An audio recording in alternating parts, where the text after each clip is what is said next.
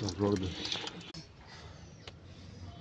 बच्चे ना खा नहीं ना भाई के चाचा से बढ़िया खेला मेरे बेटा या हमारी इंदा मार